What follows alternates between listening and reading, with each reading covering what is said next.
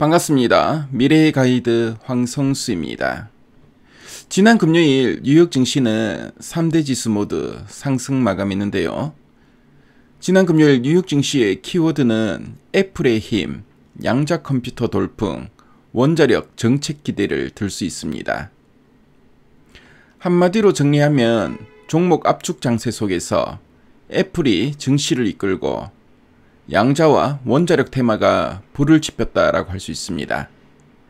자, 그럼 뉴욕 증시의 흐름과 특이사항을 하나씩 짚어보겠습니다. 먼저 지수부터 보겠습니다. 뉴욕의 3대 지수는 강보합으로 마감했는데요.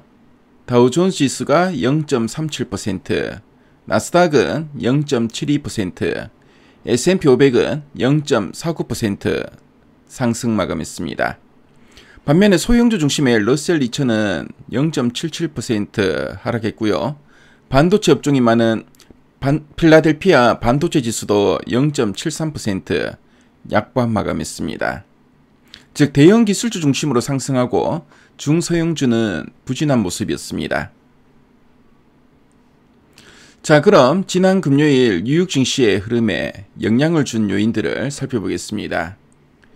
먼저 시장을 움직인 첫 번째 요인은 미중 정상 간의 전화통화였는데요.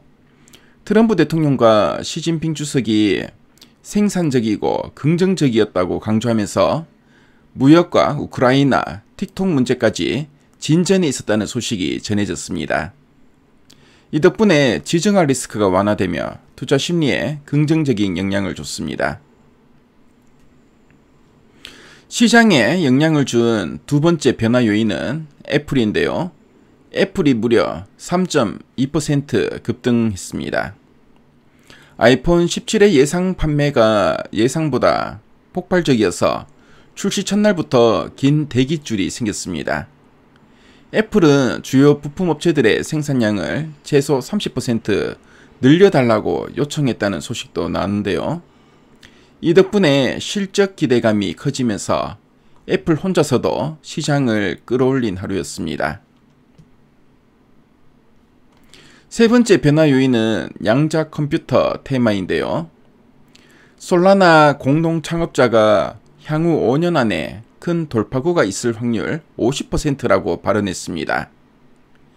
비트코인의 보안 취약성 우려까지 언급되면서 양자 관련주들이 줄줄이 폭등했습니다.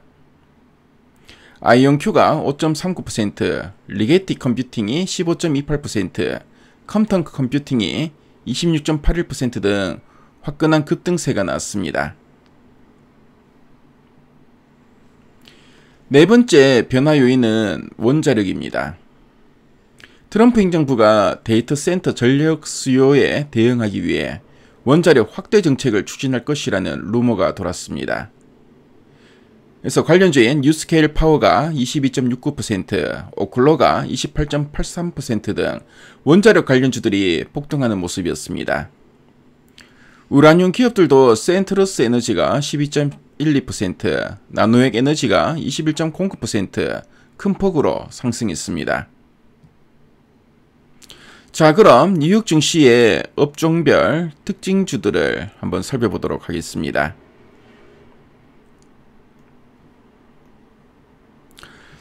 자, 먼저 자동차와 2차 전지 섹터에서 테슬라가 2.21% 상승한 게 눈에 띄었습니다. 베이드 증권사가 테슬라는 전기차 회사가 아니라 AI 로봇 기업이라며 투자 의견을 상향 조정한 게 호재였습니다. 자, 반대로 포드 같은 경우에는 1.02% 하락 마감했고요. 자, 그리고 GM은 0.47% 약보합으로 마감했습니다. 그래서 이들 내연 기관은 부진한 모습이었습니다. 자, 그리고 컴턴 스케이프 같은 경우에는 파나소닉과 테슬라와의 협업 루머로 10.63% 급등했습니다. 자, 다음으로 반도체 업종을 살펴보겠습니다. 반도체 업종은 혼조세였는데요. 대표주인 엔비디아를 한번 살펴보겠습니다. 자, 엔비디아는 0.24%, 네, 강보합이었는데요. 반면에 네, 인텔을 살펴보겠습니다. 자, 인텔 같은 경우에는 CT가 밸류 부담이라면서 매도 의견을 냈고요. 그래서 3.24% 하락했습니다. 자, 그리고 네, 미국의 대표적인 메모리 반도체인 네, 마이크론 테크놀로지 같은 경우에는 3.65% 네, 하락했는데요. 삼성전자가 HBM3 테스트를 통과했다는 소식에 경쟁 심화 우려가 반영되었습니다. 그래서 필라델피아 반도 지수가 0.73% 하락한 것도 이 때문이라고 할 수 있습니다. 자, 그리고 네, 비트코인은 부진했고요. 양자 컴퓨터가 해킹 위험을 키울 수 있다는 발언이 나오자 투자 심리가 위축됐습니다. 자, 이에 따라서 네, 관련주인 코인베이스 같은 경우에는 0.2% 약보 마감했고요.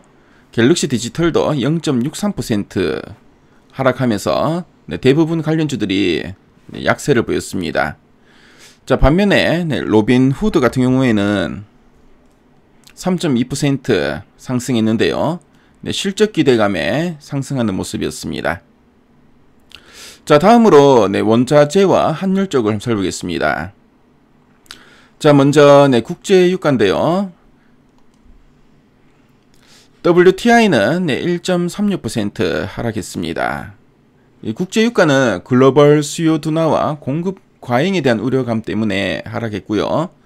자, 그리고 네, 달러를 살펴보겠습니다. 네, 달러 인덱스 같은 경우에는 파운드와 유로 약세를 반영하면서 강세를 이어갔고요.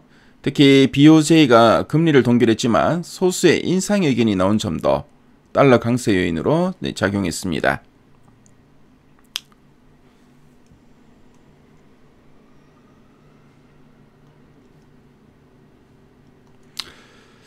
자, 지금까지 네, 뉴욕 증시의 네, 특이 사항들을 한번 살펴봤는데요.